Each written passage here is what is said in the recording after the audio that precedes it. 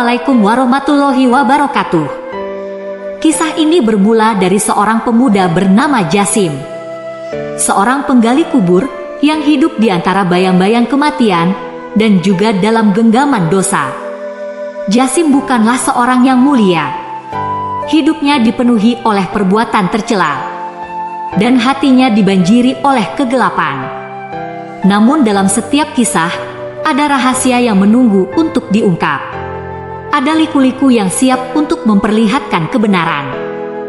Kisah Jasim adalah perjalanan dari kegelapan menuju cahaya, sebuah odisei rohaniah yang penuh dengan air mata, ratapan, dan harapan, sebuah kisah yang akan membawa kita melewati lembah-lembah keputusasaan dan puncak-puncak pengharapan, membiarkan kita merasakan kedalaman dosa dan ketinggian rahmat pengampunan. Malam di Madinah selalu membawa kedamaian. Namun untuk Jasim, malam adalah saat-saat yang penuh intrik dan dosa.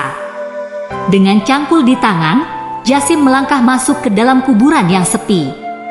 Bulan sabit yang malu-malu mengintip dari balik awan menjadi saksi bisu perbuatannya yang tercela. Di hadapannya terbentang kuburan segar, tanahnya baru saja digali dan ditinggalkan oleh keluarga yang berduka.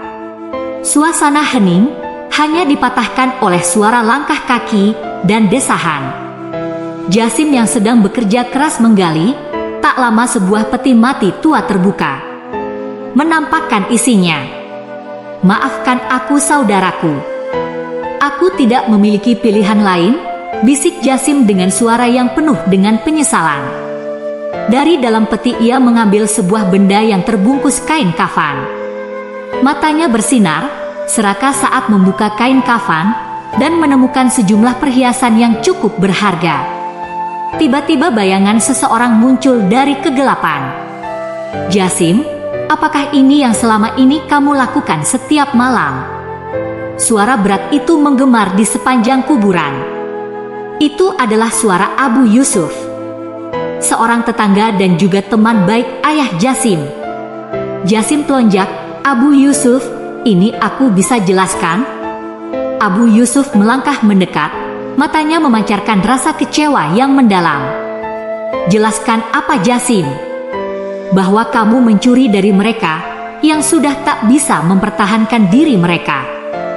Jasim menghela nafas, menundukkan kepalanya. "Aku tidak memiliki cukup uang untuk bertahan, Abu Yusuf. Aku tahu ini salah, tapi aku tak tahu harus berbuat apa." Abu Yusuf menghampiri Jasim, meletakkan tangannya di bahu Jasim. "Jasim, kita semua menghadapi masa sulit.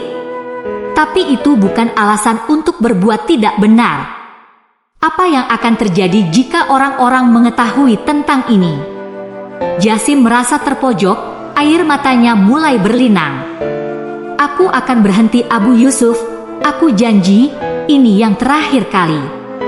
Abu Yusuf menatap Jasim, mencoba mencari kejujuran dalam matanya. "Ingat Jasim, Allah selalu melihat, dan Dia adalah yang paling adil dari yang adil." Jasim menangis, "Ya Abu Yusuf, semoga Allah mengampuni dosa-dosa kita." Abu Yusuf meninggalkan Jasim dalam kegelapan malam. Dan Jasim pun melanjutkan pekerjaannya dengan hati yang lebih berat daripada sebelumnya. Pertemuan itu menjadi awal dari keraguan dalam hati Jasim. Apakah harus melanjutkan perbuatannya atau memilih jalan yang benar, sesuai ajaran dan petunjuk yang telah diberikan oleh Abu Yusuf? Berhari-hari, sejak pertemuannya dengan Abu Yusuf, Jasim terus diganggu oleh keraguan dan ketakutan.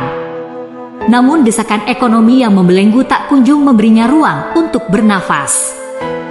Kali ini kabar tentang pemakaman seorang gadis Ansor muda yang cantik telah mencapai telinga Jasim. Setan kembali berbisik menggoda dengan rayuan harta dan nafsu. Malam itu bulan mengambang malu-malu di langit Madinah. Jasim berjalan dengan cangkul di tangan, merasa seolah-olah ada bayangan mengerikan yang mengikuti setiap langkahnya. Sesampainya di kuburan, seolah ada aura misterius yang menyelimuti area pemakaman. Dengan penuh keraguan, Jasim mulai menggali, keringat mengalir deras membasahi pakaian. Namun nafsu dan keinginannya terus mendorongnya untuk melanjutkan. Setelah beberapa saat, peti mati gadis itu terbuka, menampakkan kecantikan yang sudah mati, dan kain kafan putih yang melingkupi tubuhnya. "Ya Allah, ampuni aku," bisik Jasim dengan nafas yang tersengal-sengal. Namun, syahwatnya kini sudah membara, melihat kecantikan yang tengah terbujur kaku di depannya. Hatinya bergolak, mencoba mencari jalan keluar dari godaan ini.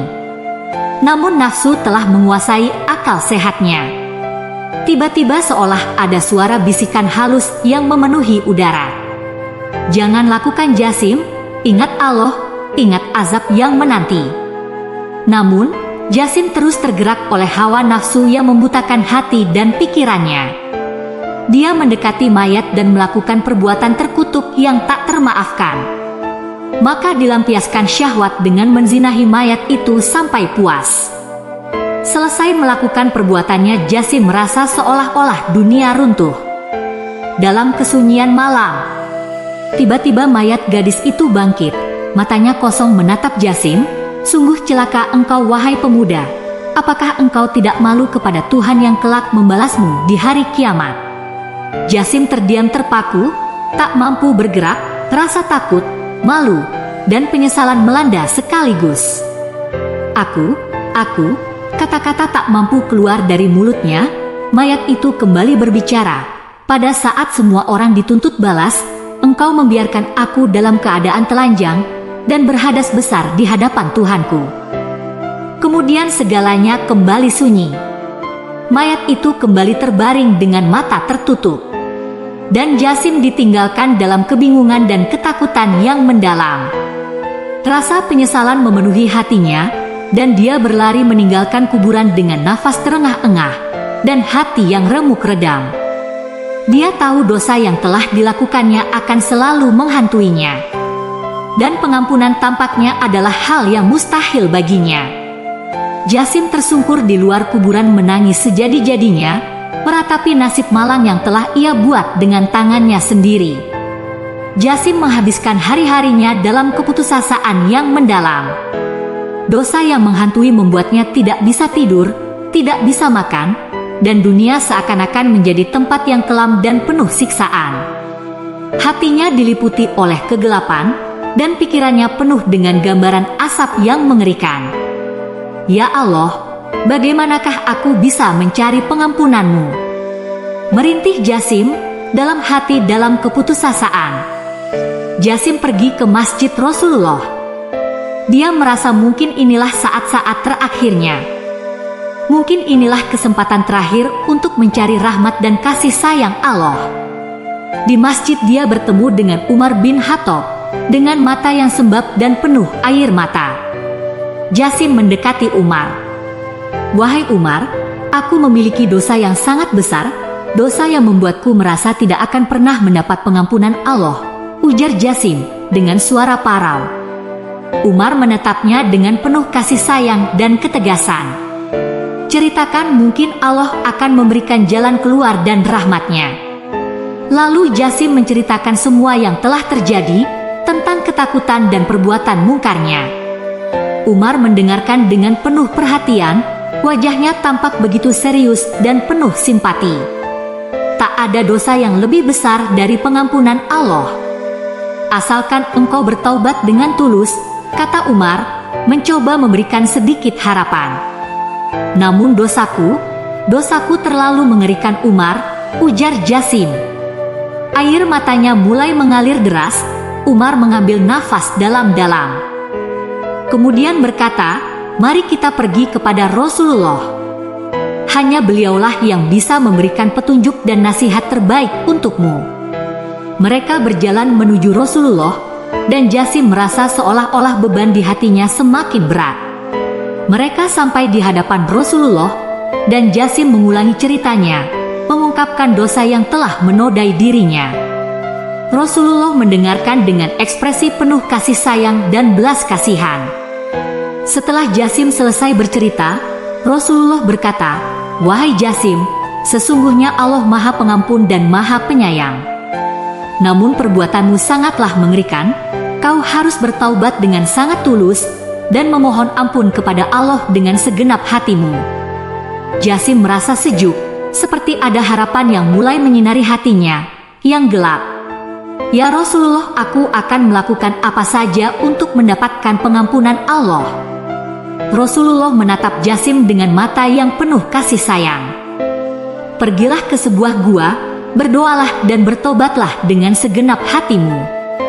Mungkin Allah akan mengirimkan rahmat dan kasih sayangnya kepadamu." Jasim meninggalkan masjid dengan langkah yang berat.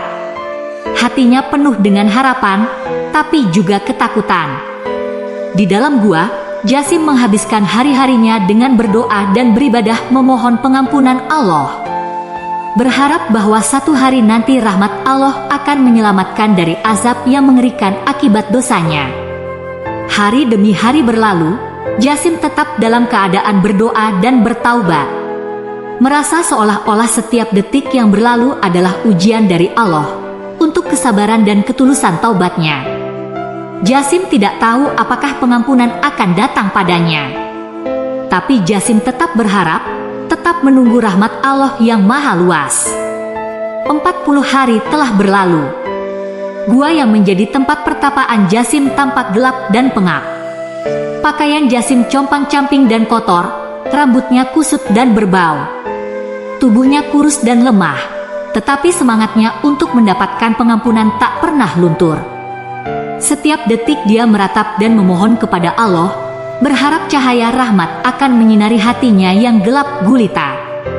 Pada suatu hari ketika langit Madinah berkabut dan angin berhembus kencang, sesuatu yang ajaib terjadi. Malaikat Jibril turun dari langit membawa pesan suci dari Allah kepada Rasulullah. Sebuah ayat diturunkan, ayat yang penuh rahmat dan pengampunan, Ali Imran ayat 135. Rasulullah dengan wajah yang berseri-seri memanggil Jasim. Jasim yang lemah dan penuh harap datang menghadap dengan langkah gontai dan mata yang sembab. "Jasim," kata Rasulullah dengan suara lembut namun penuh wibawa.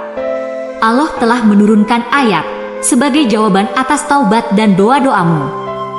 Jasim menatap Rasulullah dengan mata yang terbelalak. Hatinya berdebar-debar, menunggu kabar yang akan disampaikan. "Ayat apa itu ya Rasulullah?" tanya Jasim dengan suara yang hampir tidak keluar karena gemetar. Rasulullah kemudian membacakan ayat suci yang diturunkan, dan orang-orang yang apabila mengerjakan perbuatan keji atau menganiaya diri sendiri, mereka ingat akan Allah, lalu memohon ampun terhadap dosa-dosa mereka, dan siapa lagi yang dapat mengampuni dosa selain daripada Allah? Dan mereka tidak meneruskan perbuatan kejinya itu, sedang mereka mengetahuinya.